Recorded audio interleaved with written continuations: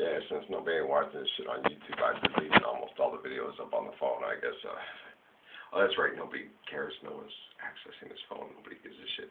Nobody's watching the videos. So, yeah, I deleted all the feeds and all the other last ones. And half the ones from yesterday, I'm not going to load all the ones in the Lobo shirt. Just these ones. Yeah, Sierra Vista. And when we landed up in there and stuff, a lot of crazy shit went on, fucked up shit. It was continued fucked up shit from Sheridan carried over. And then when I got there, and then we moved to Amapola, got out of the mold, and then the shit that we were in the one place, because we got fucked over by a lot of the real nice people in Sheridan, still fucking us while we left. Yeah, it was always, Amy had a way of building a nice karmic relationship with people. She's good at that. She's got great people skills. What do you think? But, so we used to sit there and go through stuff, and when we were on Amapola, the stuff was really hitting me really hard, and a lot of the stuff that I was relating to sexually, and I started realizing after working with kids and stuff that had these problems and stuff, that the stuff that I was interfacing with, the problems I was facing with my wife, and a lot of, I guess you could see it, memories, things. So I guess I'm being fed stuff, or at least that's what they tell me on the computer and stuff like that. I've been being fed stuff my whole life, that there's these little people in control of you, feeding you your memories throughout time through the whole time, and that they're actually, you'd think they'd do a better fucking job connect to their own fucking self and send themselves memories and stuff. Stop being a fucking asshole. You know, I don't know, people in their virtual fucking reality. But when I was sitting there, and they know, they studied some of the stuff that I sit there and actually considered, because I was stuck in this diabolical shit. I actually thought there for a time and considered to myself getting some money after I get a job, going down to Mexico and getting out of a vasectomy, but getting just eunuch, just getting them off, because I figured the whole sexual relationship tied to this woman, you know, was just wrong. And if I got rid of her, I could just raise my kids and just get rid of her and get rid of any other women like them that they would throw at, you know, that life would throw at me. These vile, disgusting, diabolical, fuck you over, screw you around women that just use sexuality. It was sexual, just sex. I was sick of it. That's all I had ran into in my life, it seemed like. I was wrong. I was just being jaded, but I was actually considering this because the stuff that was going on with Natalie and Amy and stuff like that, you know, the whole sexuality thing, I thought to myself, you know, the way I could see it coming, shit. And so I thought, just get yourself, and then you won't have to deal with any of this shit, and then you can raise your kids right. But then I thought about it. I thought about my boys. I thought about Patrick, and I thought about Noah, and I thought about how we get our children. And I said to myself, that's a fucking hypocrite. What's the answer? Cut your nuts off, son. Yeah, it's a way to get through life. Yeah, but then you don't reproduce, and you're dead, and you stop reproducing, and then there is no life as a human being.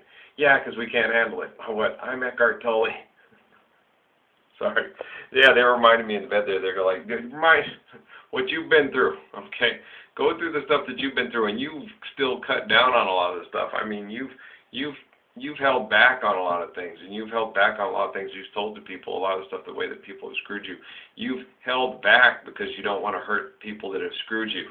Okay, your life has been worse in totality than a lot of the stuff that you've let out, and you've been nicer, and they've been more fucked up because you don't want to make yourself the total great guy and then the total assholes, Ralph. Yeah, I know. Eckhart Tolle is a pathetic little cow fucking turd. He's lonely, but he doesn't even take a fucking chance to live. You have those videos on here you can feed again, and you have those memories you were talking about, picking out that hide bed and getting Kate ready for bed and getting your kids ready for bed and waking her up through bad dreams and taking Amy to the hospital with the asthma attacks and the things and stuff. Your memories with your kids and trying to help your kids through and loving your kids and missing your kids.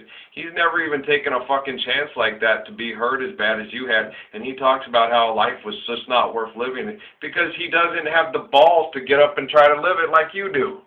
He's not a real soldier, and he's not a real man, and he's not a real human being, and he's trying to teach people how to be spiritual human beings, and he hasn't even fucking lived.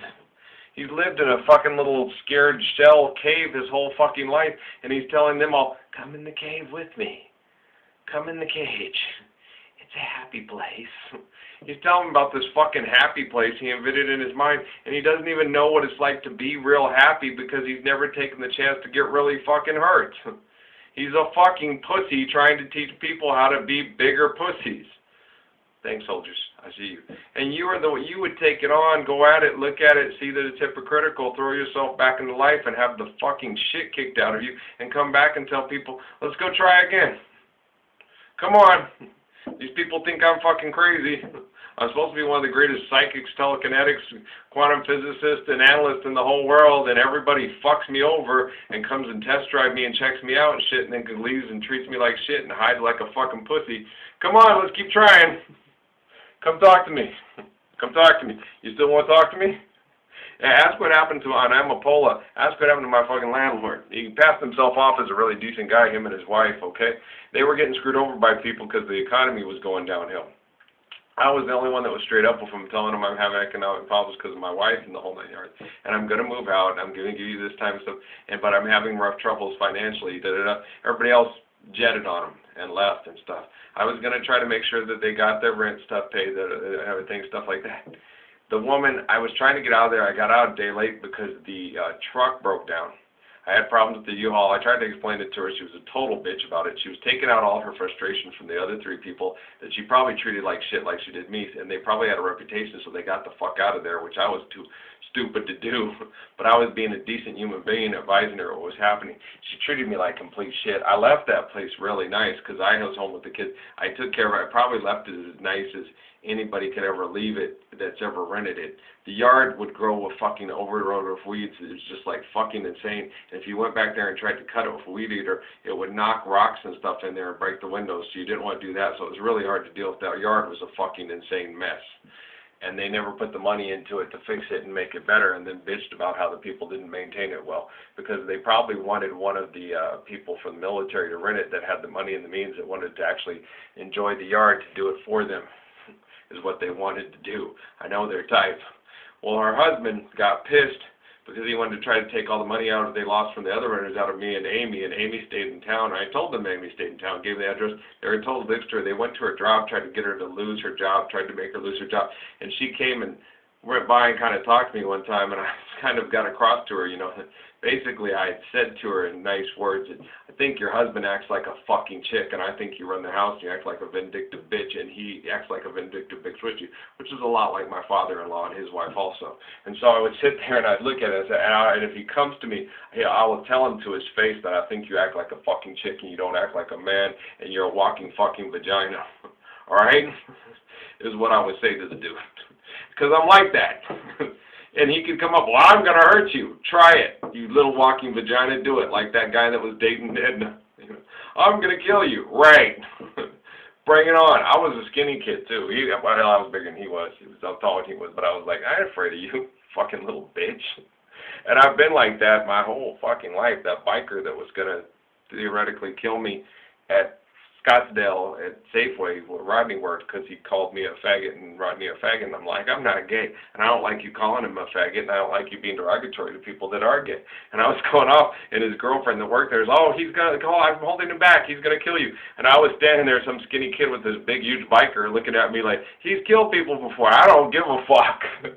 It made me kind of laugh, because that guy who gave that speak about being a Christian and a brave Christian wanting to kill himself, and he went and found a biker that would actually kill him. And it never occurred to me to random access that file. Yeah, you're right, you guys. I was like, man, I should have cut up and said, you're a pussy. Why? Well, because I found a guy that would do it, and he was trying to kill me, and he wanted to kill me in a parking lot. He was going to his bike to get his gun or his knife to kill me, and I stood there and said I was going to fight the crazy son of a bitch, because he was such an asshole. I wasn't going to take it anymore, because I was sick of fucking assholes that don't care about their life, regard life, or respect living people. I was pissed. Fuck, I've been a mean-ass, badass little apostle from the time I was a skinny little shit on the playground. Rah! I'm classically conditioned. That's right, you're walking Hadith. Hadith cusses people out, Ralph. Jesus was a badass. He's a warrior. Dang, I'm related to really cool people. I really am. Y'all, just expect to get your ass kicked today if all this stuff loads, alright? Expect to sit down and just go, I have no nuts. You don't.